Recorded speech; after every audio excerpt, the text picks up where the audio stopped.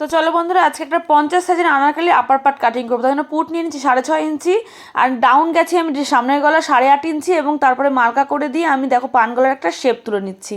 এবং আমি পেছনে গেছি 11 ইঞ্চি, এবং আমি তারপরে রাউন্ডের একটা শেপ দিয়ে দিয়েছি। তারপরে দেখো আমি ডাউন গেছি 8 ইঞ্চি, এবং পুট যা নিয়েছিলাম তার আমি বসিয়ে দিয়ে আমি দেখো মিডিল ছাতি বসিয়ে দিয়েছি। বসানোর পরে আমি দাগ দিয়ে নিয়েছি, দাগ দিয়ে আমি যে শেপ দিয়ে নিয়ে তারপর আমি পয়েন্টের মার্কা করছি। পয়েন্ট দিয়েছি এখানে 10.5 ইঞ্চি, এবং আড়াআড়িভাবে গেছি আমি 4.5 ইঞ্চি। তারপরে দেখো 4.5 ইঞ্চিতে আমি আবার দাগ দিয়ে দিয়েছি। তারপরে আমি আবার কোমরের মাপ নিয়ে আমি সাইড মার্জিন নিয়ে আমি দাগ দিয়ে দিয়েছি। এবার আমি একটু জাস্ট হালকা উঠবো 1 ইঞ্চি মতো, যেন আনারকলি কোণ না ঝুলে যায়। তারপরে দেখো কি করছি বন্ধুরা, আমি কাটিং করে নিচ্ছি সুন্দর দাগ, একদম দাগ বরাবর সুন্দর কাটিং করে নিচ্ছি। দেখো আমার পেছন পার্ট কাটিং হয়ে গেছে।